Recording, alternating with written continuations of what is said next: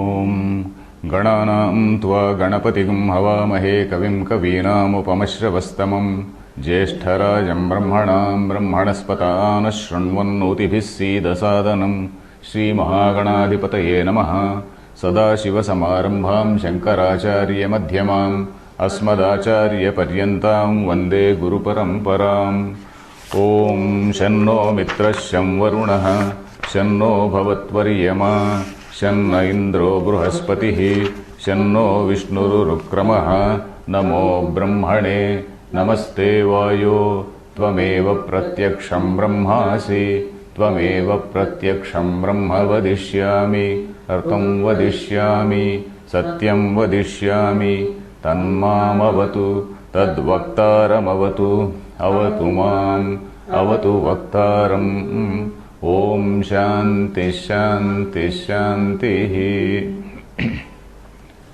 Dear friends, in the last class we completed the first Anuvaka. The first Anuvaka is nothing but the Shanti mantra which we just chanted. That is Shanno Mitrashyam Varunaha Shanno Bhavatvaryama. That is this piece chanting of Krishna Yajurveda, and that also forms the first Anuvaka of this Taittiriya Upanishad. Now we have to go to the second Anuvaka. So from now onwards we will see the what is called the Upasanas. Of course, in this particular thing Upasana is not immediately there. The subsequent Anuvaka will show us some of these Upasanas. So let us read this Dvitiyo Anuvakaha, that is the second Anuvaka. Let us read. This is about Shiksha. Let us read. Of course, there is a swara also for this. I may not be very perfect in my swara because this has to be learnt from a teacher very perfectly. So we will just approximate to that swara. Strictly speaking, we are supposed to read say with swara, or in a class without swara also it is read. Usually Swamijis also, many of these pravachana, the teachers who teach, they don't use this, they don't actually use this swara. So we will just approximate to that swara and read. Shiksham vyakhyāsyāmaha Varnasvaraha Matrabalam Samasantanaha Ityukta Shikshadhyayaha. So this is an approximation to that swara which is originally contemplated. So here this is the Anuvaka. This one particular line is the Anuvaka. So in this Anuvaka, a particular lesson, we are now talking about Shiksha, or in other words Shiksha, and it is in English we usually translate it as phonetics, or linguistics. Of course it has a larger scope. We cannot say linguistics, we can say phonetics, the way we have to pronounce, the rules of pronunciation, all these things included. So here we have to know one point, that Shiksha is one branch, it is called Vedanga. There are supposed to be 6 limbs for Veda. 6 limbs means all these 6 limbs are essential. Just as a man, for a human being, all limbs are very essential. You can't, if one limb is lost, then you are handicapped. So there are 6 limbs for Veda. They are Shiksha, that is phonetics, pronunciation, rules of pronunciation. Vyakaranam, the grammar. There is a Vedic grammar also that is written by one Muni, one Rishi called Yaskacharya. He wrote one book called Niruktam. Niruktam means it is that Vedic, they say what each word means, meanings of various Vedic words, Vedic terms. So he has written that Shiksha, Vyakaranam. Chandas. Chandas means what we call prosody, the rhyme, rhythm in the meters. That is the Chandas. Jyoti, Nirukta, Shiksha, Vyakaranam, Chandas, Nirukta. Nirukta is what I told is that Yaskacharya. Vyakaranam is grammar, purely grammar. Nirukta is that etymology, derivation of each word and what each word means. Then Jyotisha.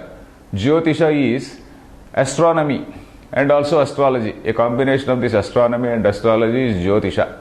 That is say in various places in Veda, you find some references to certain cosmic events. Some say union of some stars somewhere, union of some planets. So these things which also give us an indication about the timing of the Vedas. In fact, there has been some research in this field. There are some people who have done some research depending on the cosmic events which are described in the Vedas and also in books like Mahabharata. For example, one gentleman called Subhash Kak, K-A-K Kak, he is a professor in some American university. He has written a very huge book on the age of Mahabharata, depending on the events, the astronomical events which are described in the Mahabharata. So like that, Jyotisha forms an integral part.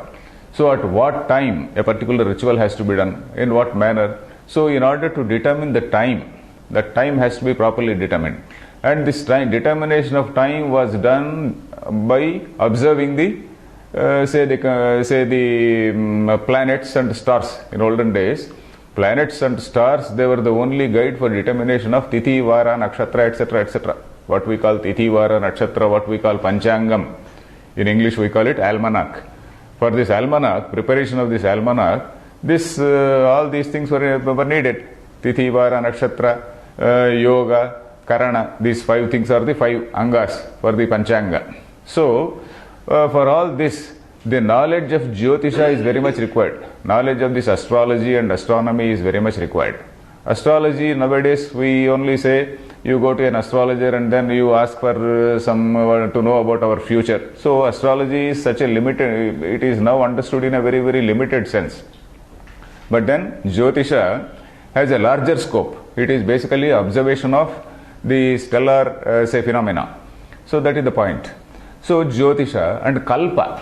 Kalpa is another thing, another wing, another limb of Veda. Kalpa, it basically deals with the construction of the dais for this yajna, various shapes, and in fact in the Kalpa Sutras only, say our rishis, they have also told about what we now call the Pythagoras theorem.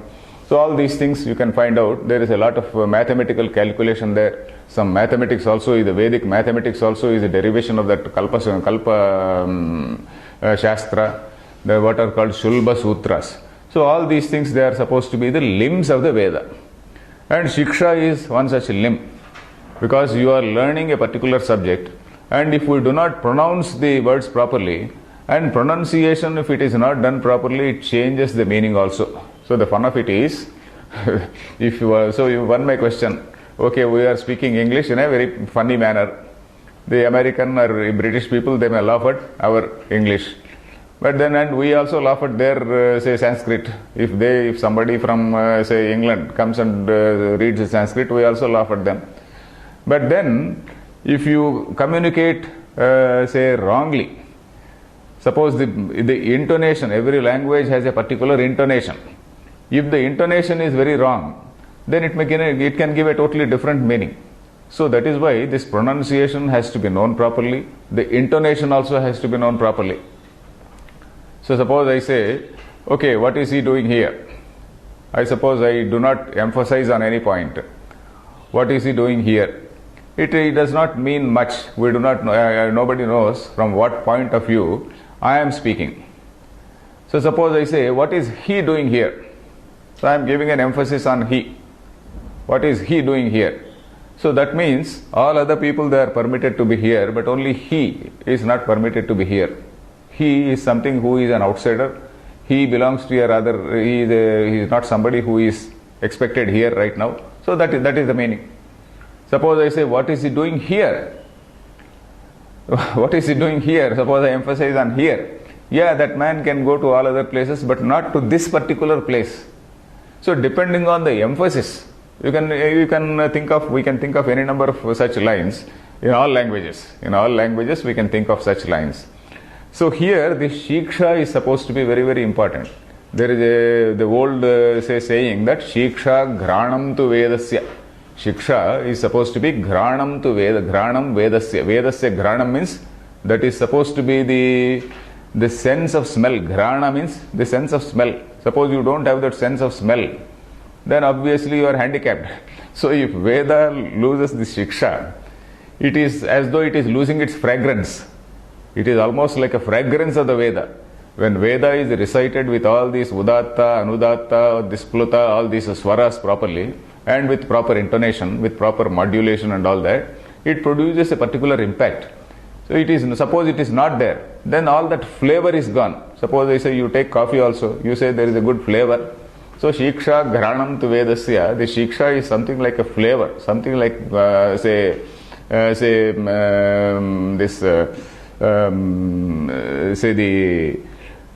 very essential part of this say Veda.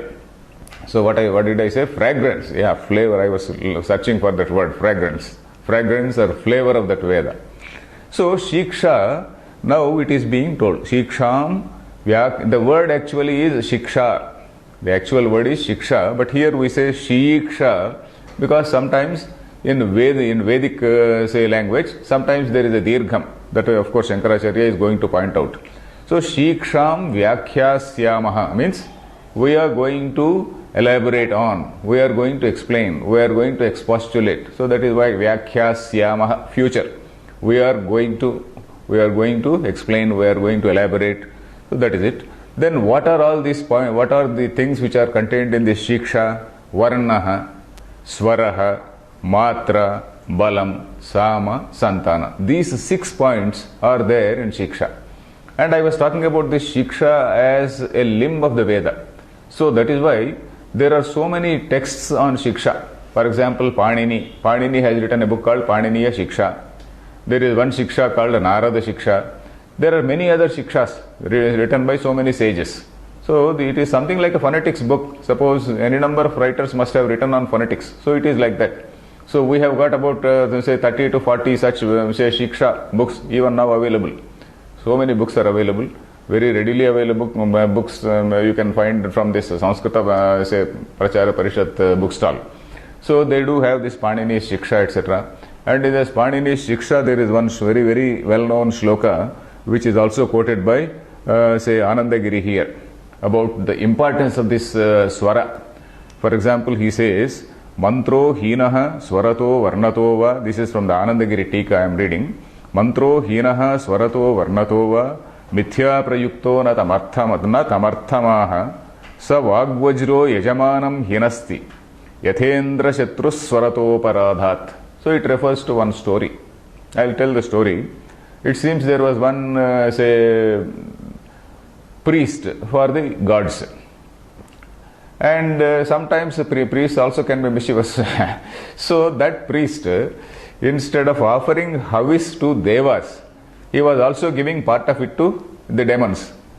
This particular priest, he was also giving say this havis, all the havis which is offered by the human beings, that is supposed to go to gods only.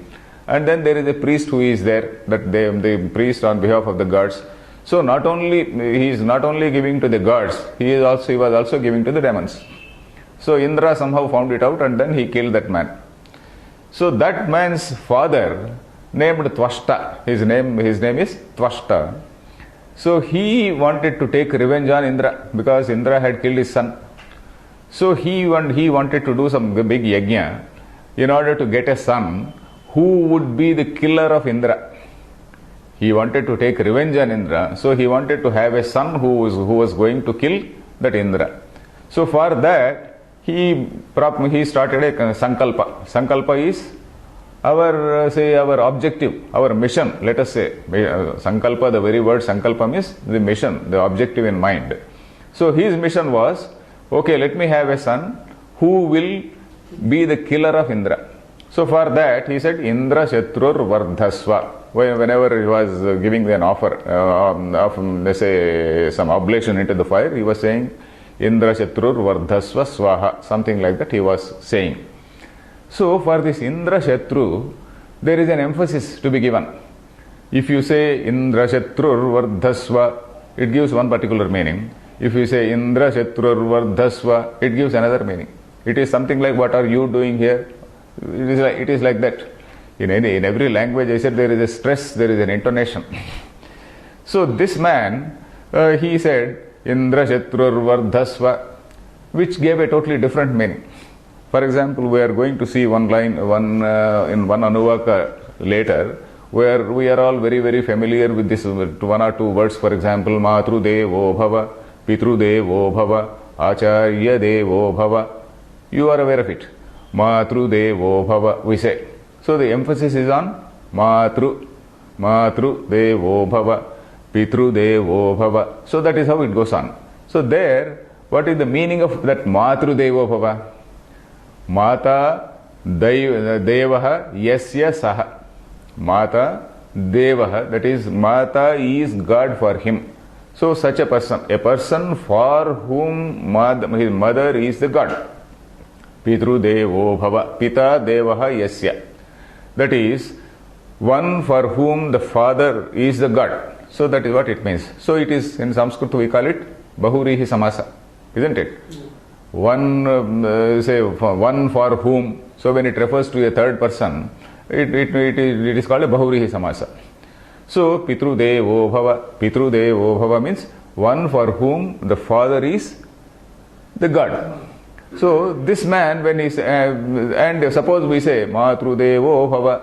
Suppose I say Matru Devo Bhava. If I put a stress on Devo, then the meaning changes. It becomes Tatpurusha Samasa, what we call Tatpurusha Samasa. That is, Matuhu Devaha. That is, he is the God for his mother. Matuhu Devaha. That is, he is the God for his mother. So instead of he worshipping the mother has to worship him. So the meaning changes. So in the same case, in the same way, that Indra Shatrur Vardhasva also, if you say Indra Shatrur Vardhasva, that is one for whom Indra is the Shatru. Shatru means killer. Shataita. Shatru means not merely enemy, but the literal meaning is, the etymological meaning is Shatru. Shataita. That is one who is a killer. Indraha Shataita Yasya. One for whom Indra will be the killer. So that is the meaning. So when this man, he was offering this Indra Shatrur Vardhasva, so naturally he was actually doing in a rather opposite way. Instead of saying Indra Shatrur Vardhasva, Indra Shatrur Vardhasva, had he told like that, one who is the killer of Indra, that would have been the emphasis. So that is a thing. So for example, here in this book, of course, the footnote also, it gives the whole story. Swahendra Shatrur Vardhasva iti ajuhot. So Indrasya Shataita Ghataka ityarthat tasya manoratha purtihi na bhavishyat. So he read it in Bahurihi. Tatpurusha swaraha antodatta swaraha. He writes Tatpurusha swaraha antodatta swaraha. Antodatta means the emphasis at the end. Indra Shatrur Vardhasva, that is Shatru, that is Antodatta. Adyudatta Bahuri Hautu Prakrutya Purva Padam Ityuktehe. That is Purva Padam. That is Indra Shatrur Vardhasva. You follow? Yes. So it is like that. So that Indra Shatrur Vardhasva is given as an example to tell us that this emphasis, this swara is very, very important. If you make any mistake in this swara, the meaning can change. So that is why these Vedas have been continuing like this for years and years and years, for thousands of years. We do not know how old are they. At least by very, very, may say, conservative estimates, or even very liberal very radical estimates also, they are pretty old. They are, as say, at least some 5,000 to 6,000 years old, even according to very, very modern estimates. So for so many years, till somebody called Max Muller, he got them printed, and all the internet, the stress, intonation, etc., all that was brought on paper. This was being transmitted from by father to son, or teacher to student, teacher to student. In that manner, it was being transmitted. In spite of all the pressures which were there on Hindu society, in spite of all the attacks which our civilization endured, all these things were preserved because there was some small group of people who were preserving this whole thing by this tradition. So that is what we see here. So that is the importance of Shiksha. So let us, if you see this, Shiksham Vyakhyasyaamaha Varnaha Swaraha. Varna means letter. What we call the letters in the alphabet. A, B, C, D, E, F. That whole thing is called alphabet. A, B, C, D, etc. are the letters. So similarly, A, I, E, U, Ru, A, I, O, all those things right up to Ha, that is the total alphabet in Sanskrit. And all these things, they are so scientifically divided in the case of Sanskrit. Vowels, they are they are divided in a particular way. Consonants, they are divided in a particular way. For example, ka, kha, ga, gha, nga, we say. That is a group. So this ka, kha, ga, gha, nga, that whole sound is emerging from this particular point, the beginning of the throat. The beginning of this throat, this particular point. Suppose I say ta, tha, da, dha, na. Ta, tha, da, dha, na. The air which is coming out, it is being stopped at they say what is called the upper, say the, what is called the tip of that, say teeth. Upper tip of the teeth, they are called palatals. So this palate, that is ta, tha, da, dha, na, ti, ta, ta, ta. In English, when we say ta, that ta, the sound, the tongue, tip of the tongue makes contact with the palate that is in the front. Suppose I say da, da, then the tongue, it twists upwards. Suppose I say ta, ta, da. It is not like ta, it is ta. I am taking the tongue up. So it is a retroflex word where the tongue takes a twist and then it touches the, say the upper portion of the palate. So this palate is something like a sort of an arch-like thing. The upper portion of the arch, if the tongue touches, it becomes a ta. Then the other portion, the tip, if it touches, it becomes ta. So like that, there is a specific way in which each letter has to be pronounced. Each letter has to be pronounced. And then unless we do it in the same manner, the letter will change. Instead of saying ta, we will be saying say ta. Instead of saying sha, you will be saying sa. There are three types of shas in Sanskrit. Sha, sha, sa. Many people can't make a distinction between this sha, sha, sa. So for example, Saraswati, his sa is different. Sharada, sha is different. Bernard Shah, that sha is different. So Shakara, that is sha is different. So it's like that. So varna is letter where the points of contact of the tongue with various parts of the mouth, it has to be perfect as prescribed in the book of phonetics. And I should also talk about the Paniniya Shiksha. Panini has also classified all these things, Dantyamalu, Dantya, Vošthavya, Murdhanya, etc., which are now translated as palatals, gutturals, etc. in English. All those things, they were done by Panini, say about 2600 years ago. Panini is about 600 years BC. So this gentleman, he says that prior to him there was also Vyakarana. Prior to him there were several Vyakaranas, he also writes. So that means this Vyakarana tradition is very, very old as Vedic, as old as the Vedas.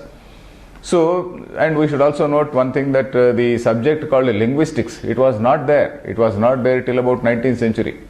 For example, when the Western people, they came, they studied Sanskrit, and when they studied Panini, when they studied this, this Panini's Vyakarana, the wonderful way in which it has been built up, it is only then that they built on that, they developed on that and developed a new subject called linguistics. And then they started analyzing all these languages which have, affinity. That is Greek, Latin, Sanskrit, etc., Persian, all these having, which are German, all these languages having affinity. They were all examined by the linguists later. So till about 18th century, the 19th century, there was no linguistics. And linguistics, it is directly the contribution of Panini.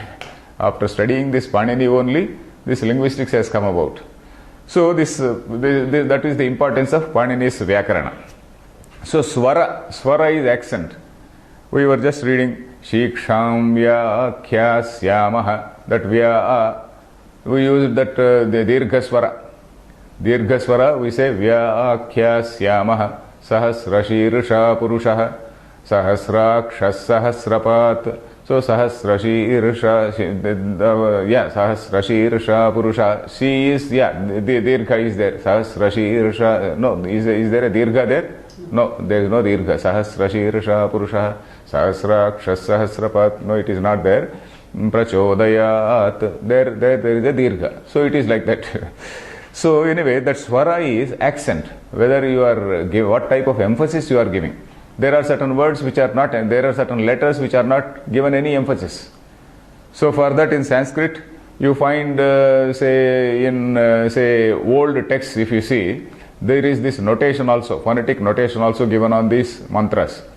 So for those letters for which there is no stress, say there is a small dash under the letter. Where there is a stress, there is one, one mark. When there is double stress, there are 2 marks over the letter. So it is like that. So that is what is called swara, that is the accent. Then matra. Matra is measure. Measure means what is the time which has to be taken for, uttering a particular, letter.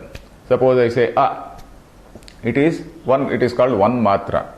Suppose I say a, it is dirgha, that is called 2 matras. Then there is, suppose you say then that becomes plutam, and then that is something we are going into the field of music. In music, that goes on and on. So this accent is there, hrasva, dirgha, plutam. That is what is called swara, the matra. Matra, that measure. What is the measure? Then balam. Balam is the type of effort you put in while uttering a particular, letter. Suppose I say kha.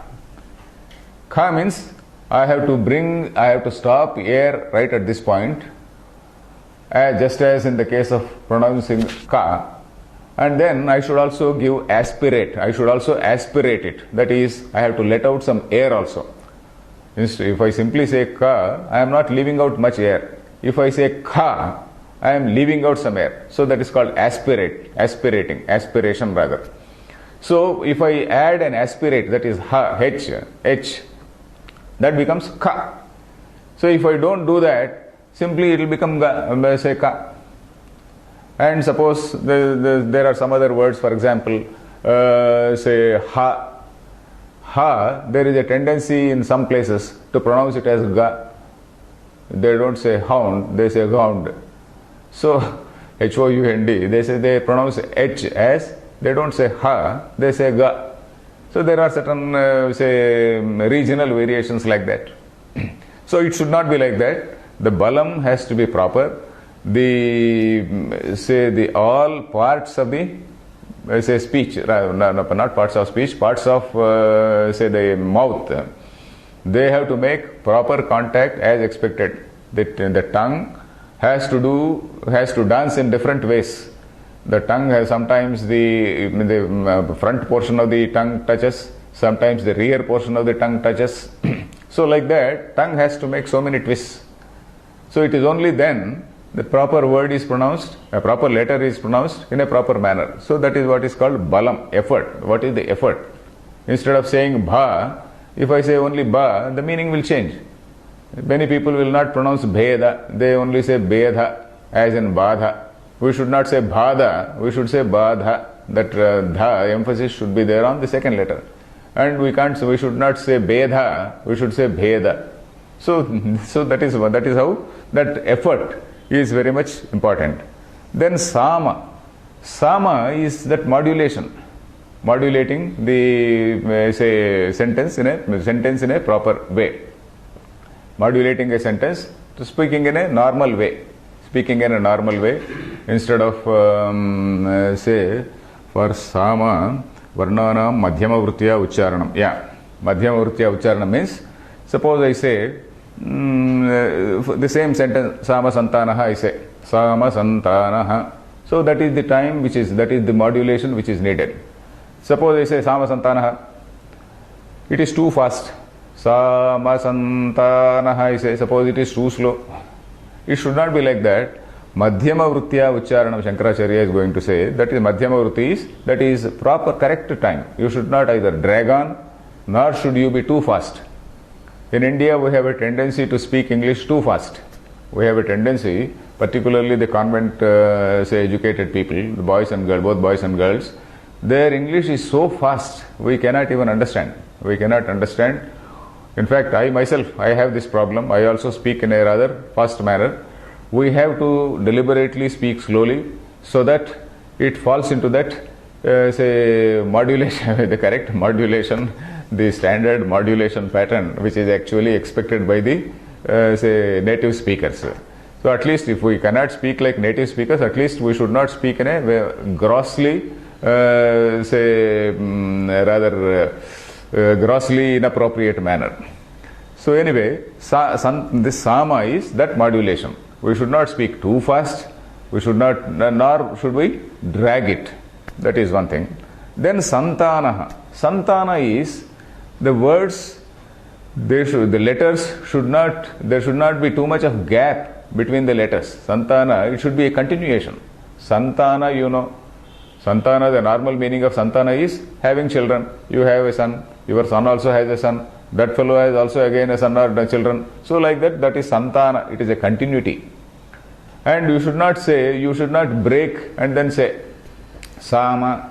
Suppose there is a line, where are you going, something like that. We should normally say, where are you going? Instead of saying that, I say where, and then after some time I say are, and then after some time I say you. So that is, you are breaking that santana. That is a continuity. Santana is that conjunction or continuity, connectivity. That is what is called santana. That continuous rhythm has to be there. So sama santana. So these six are six different things which are told. Varna swaraha does not mean varna is swara. Varnaha, swaraha, matra, balam, sama, santana. These six are different.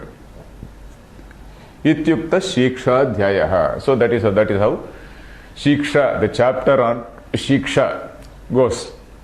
So that is what it says. So let us see the bhashyam of Shankaracharya. Arthajnana pradhanatvad upanishadaha granthapaathe yatnoparamo mabhut iti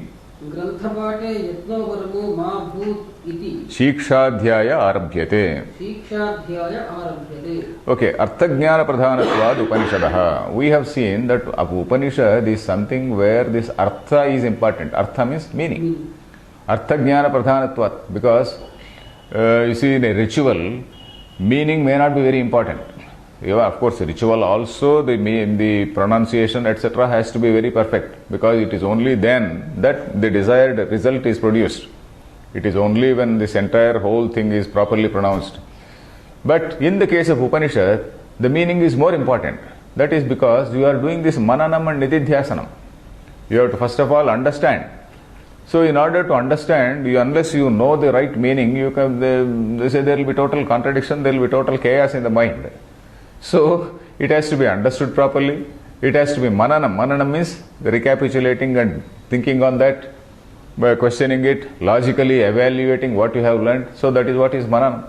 Then nididhyasanam means after you have evaluated and after you have realized that, oh yes, this is the final truth, this is the final reality, then you dwell on that and then you internalize it and you try to live it.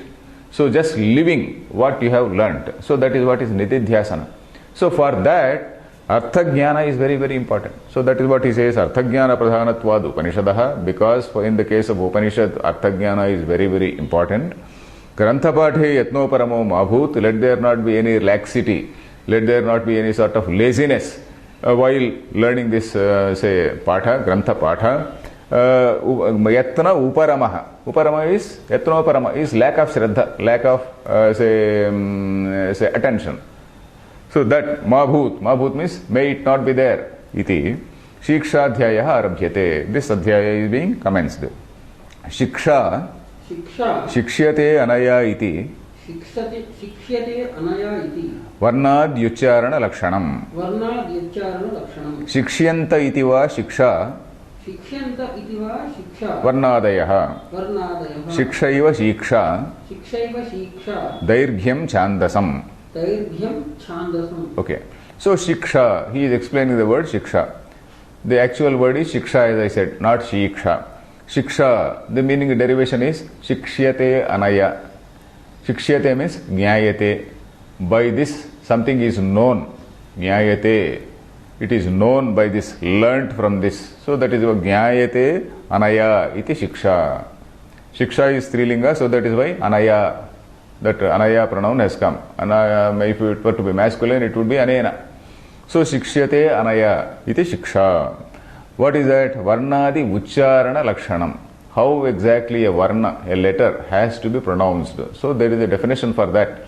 Ka means it has to make the sound, the tongue has to make contact at a particular place only. Ta, the tongue has to make a contact with that hard palate only. So it is like that. Hard palate, and the upper portion is that soft palate.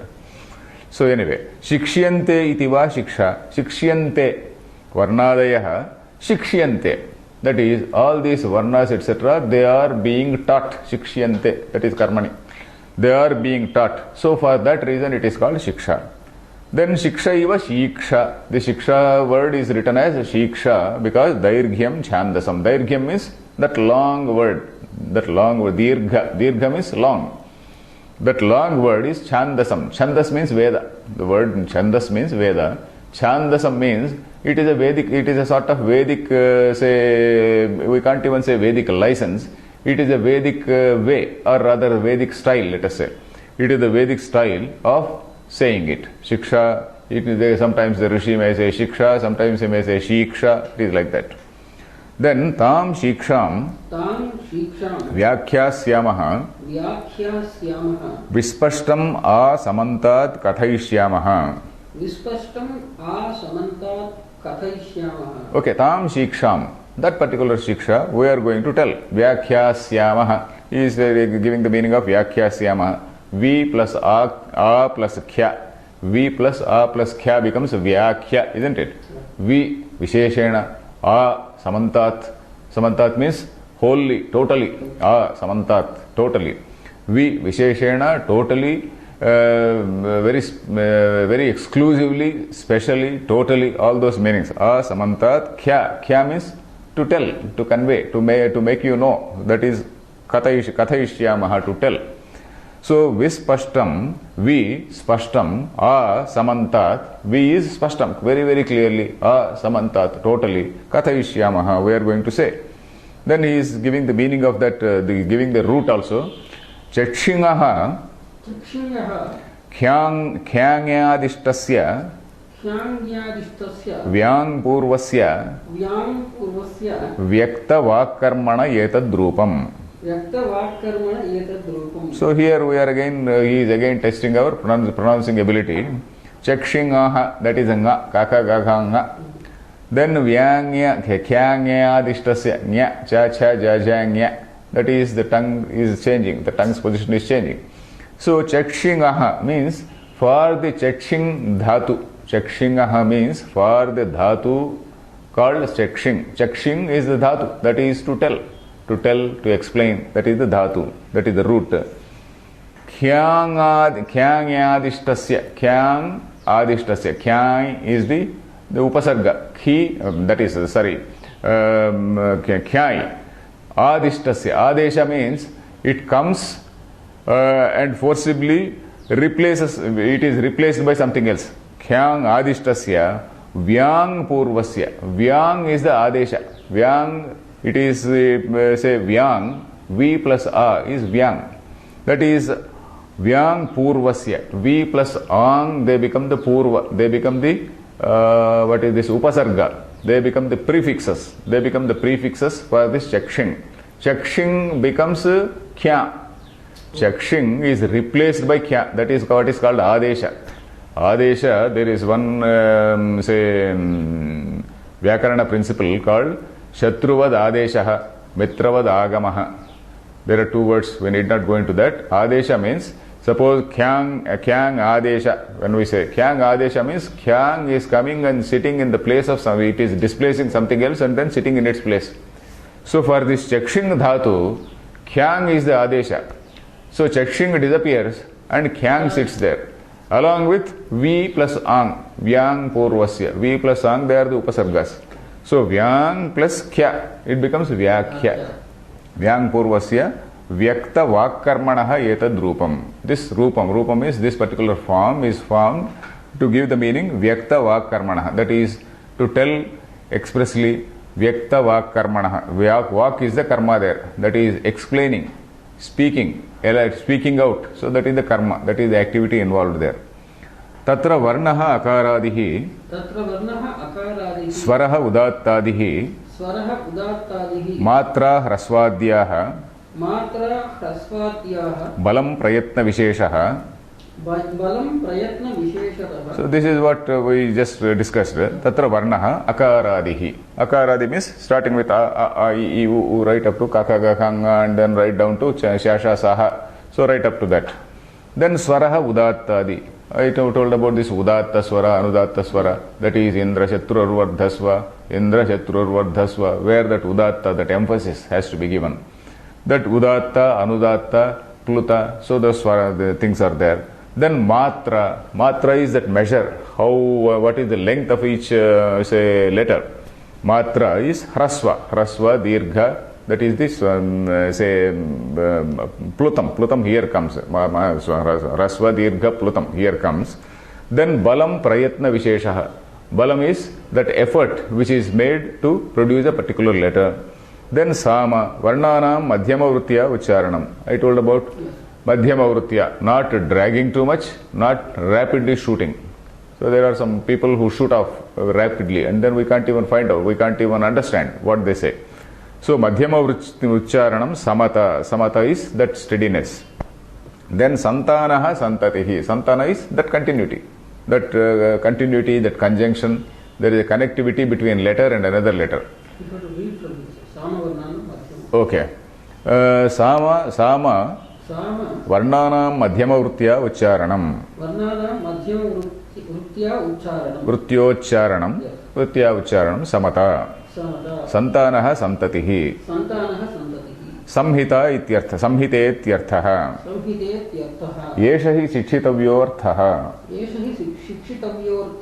Okay, santanaha means santatihi. That is continuity. That words in a the letters in a word, they should be continuously told. There should be continuity. Otherwise, that word it will lose its meaning. Suppose I say ghatam, I say gha, and then after some time I say ta. It doesn't mean anything. I should put these two things together, ghata. It is only then it makes sense. Then samhita. Samhita is brought together. Sam plus dha dhatu. From dha dhatu only this hita comes. Samhita. That is brought together. That is union, conjunction. That is what is samhita. It is a grouping, conjunction, union. All meanings are there for that samhita. Dha dhatu. Basic dhatu is dha. Dha becomes hita, like in purohita. Then yesha hi shikshitavyaha artha. This is the thing, this is the meaning which has to be taught. Shikshitavyaha, which has to be taught. Then shiksha yasmin adhyaye. Soyam shikshadhyayaha. Ityeva muktaha. Uditaha uktaha. Ityupasamhara uttararthaha. Okay. So here, Shiksha, Yasmin Adhyaye, the chapter in which this sort of, say, phonetics is there, the chapter in which this Shiksha or this phonetics is there, Soyam Shikshadhyayaha, that particular chapter is called Shikshadhyaya. Ityeva Muktaha, it has been told like that, Iti Upasamhara Uttararthaha. This is the conclusion which is in this, say, particular passage. So these are the, say, points in this Shiksha Valli. This Shiksha Dhyaya. This whole one particular line is called Shiksha Dhyaya. Now we are moving to another, this Trutiyo Nuvakaha. Trutiyo Nuvaka is the third lesson, let us say. So shall we read it first? Yes, sir. Sahanau Yashaha. Sahanau Brahmavarchasam. Athatasagam hitaya Upanishadam Vyakhyāsyāmaha. Panchasvadhikaraneshu. Adhilokamadhidyautishamadhividyamadiprajamadhyatmam.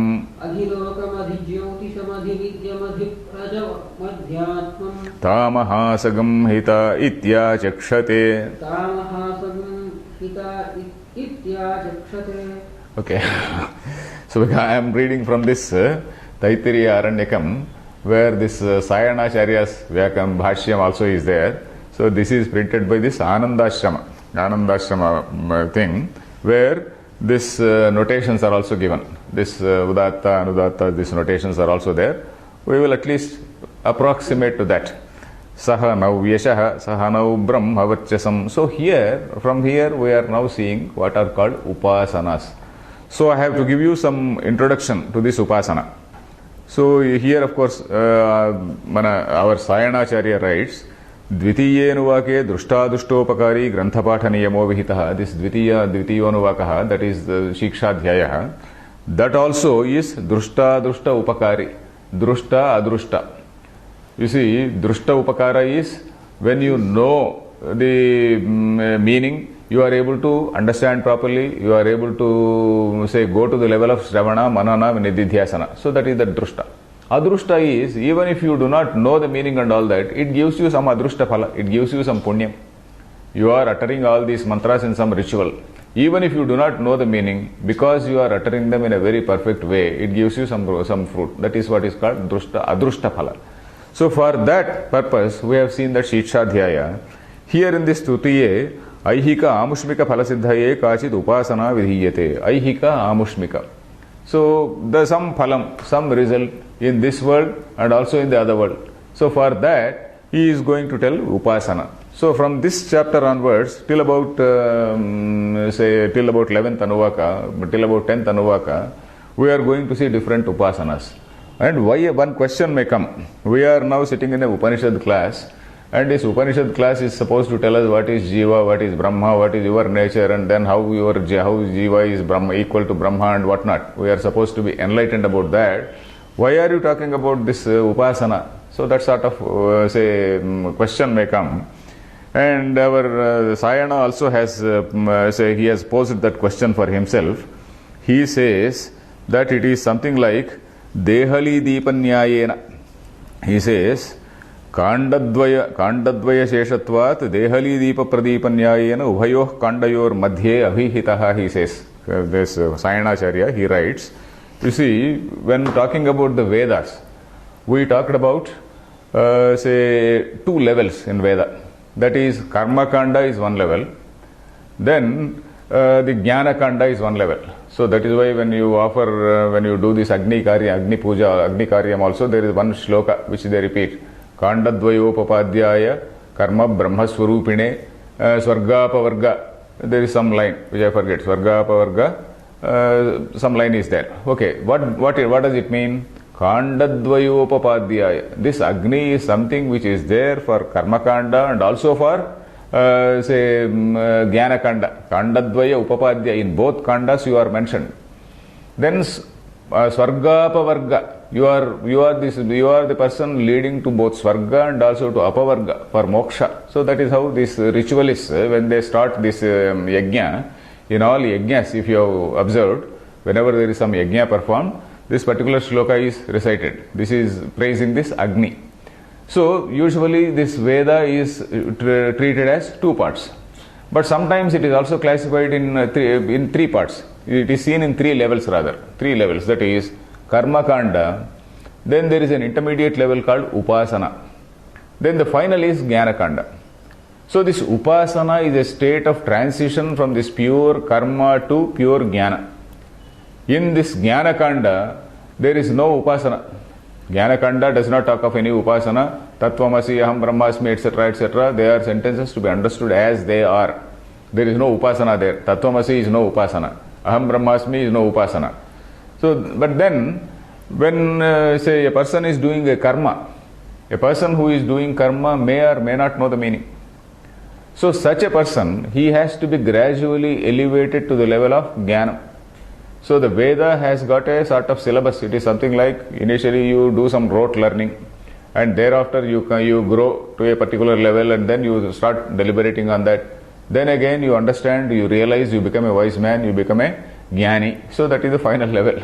So this upasana is a transitional stage where the Veda tells about how a student has to concentrate on the meaning. So straight away it will not tell about the Brahma Vidya, etc., etc. Straight away, you see, for example, in olden days we should also see the nature of education in olden days. For example, at the age of 8, a boy, a small child, was undergoing this Upanayana. Till this Upanayana takes place, that boy was not entitled to study Veda. He may be listening, overhearing, he may be eavesdropping, he may be listening when his elder brother and some other people are reciting, but then he is not formally inducted into that Vedic study. Formal induction into Vedic study takes place at the age of 8. Garbhashtame prakurvita brahmanasyopanāyanam. That is what it says. A Brahmin is supposed to undergo this thing, and similarly different ages for others. There is also mentioned all the people who undergo this thing they are called Dvijas, and all the people are entitled to study Veda. So this particular, at the age of 8, 9, 10, at that age, these people they join the school.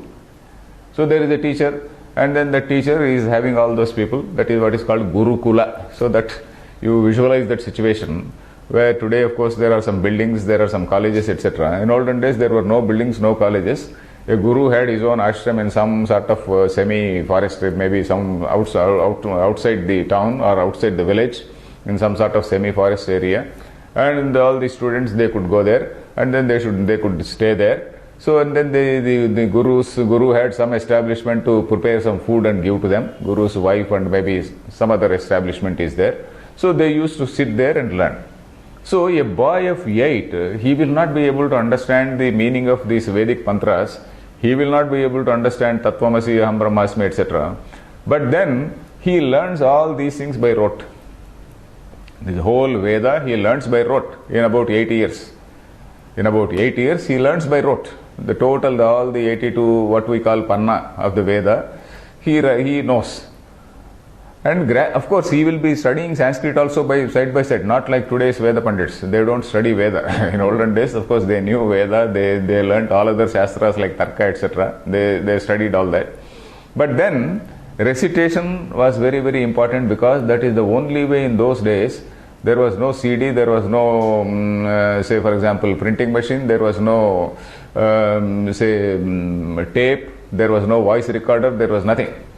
So that is why a teacher has to tell the student, and the student has to keep it in his memory.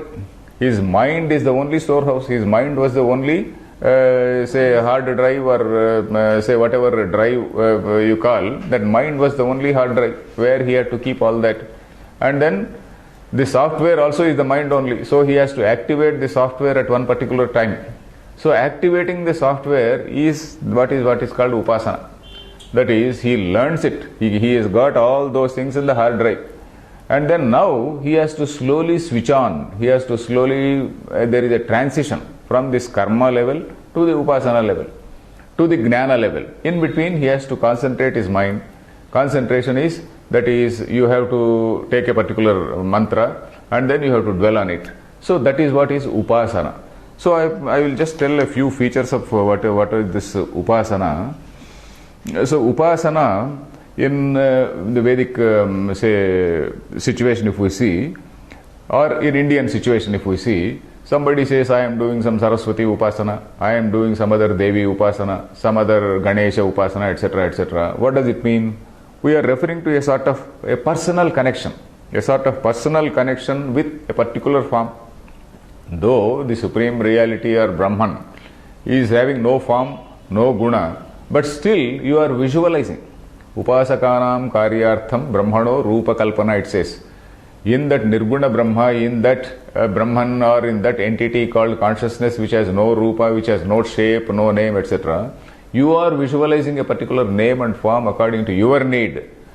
Sadhakasya, what is that? Upasakanam karyartham brahmano rupa kalpana. For our own karyartham, for our own need, you are visualizing a form, and then you are making a request, basically petitioning to God.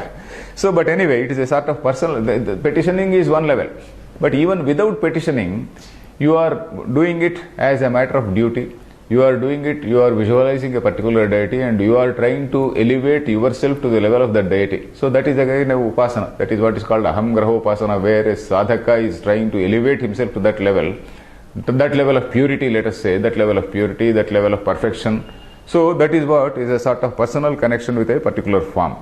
So that means you are visualizing a sort of knowable, very approachable, somebody like a father or somebody like an elderly figure. So that is one thing. Then this is, the objective is to ensure the devotion, ensure some attention, concentration of mind on a particular form. Basically this concentration of mind is very, very important. Then, as I said, it is the stage of transition from pure ritual to, it is a transition or a change from the state of pure ritual to a level of understanding, a level of thinking, a level of postulating. So that is the level, this say upasana.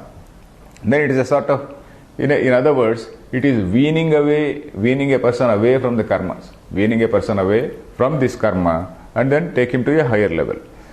Then in some cases, upasana can be for abhyudaya. Abhyudaya means for one's own prosperity and some personal benefit. But in several cases, upasana is also leading to devatma bhava, that is approximating to that level, reaching that level of godhood. So that is one type of upasana. Then another thing which we see is upasana usually has some sort of symbol. Upasana, when you are worshipping a deity, you are having a particular symbol, a sort of support. It is what is called alambana. Alambana means a sort of support, a sort of crutch to lean on. So what is that crutch or what is that symbol? That can be a sort of mantra. The mantra itself is the original temple of God. That is what we say in Vedanta. Mantra itself is the temple of God, or to start with. Gradually on that mantra somebody created one yantra. So without bijaksharas and all that, somebody created some sort of a diagrammatic representation of that mantra. Somebody made another pictorial representation of that mantra. A diagrammatic representation is called yantra. A pictorial representation is a small vigraha. Vigraha means some small, it can be some pratika, it can be some small idol or something like that. So that is how this pratika have come into existence. But then we have to note that symbol is not God. So that particular God form is being worshipped through the symbol. It is not as though we are worshipping the symbol. It is not as though we are worshipping that yantra. We are not as though we are worshipping that idol. We are not. It is not as though we are worshipping that symbol itself. We are worshipping through that symbol. That symbol is only a means. It is only a means for concentration of mind. So this is what we see. And in that symbol, you are having the devata buddhi. That means, knowing that it is not that devata, you are attributing some qualities which are not there in that. So Shastra, there is a term for that, Nikrushte Utkrushta Buddhihi Upasana. They say, there is a definition. That is, Nikrushte, in a very, very small, ordinary thing, Utkrushta Buddhi, you are seeing it as something divine. In a very ordinary thing, you are seeing, you are attributing some divinity and then you are seeing it basically to help you, mainly to help you to concentrate, to think on that and then go to higher levels. But then if we by mistake, if you think that idol itself is God, that is a mistake. Idol itself is not God.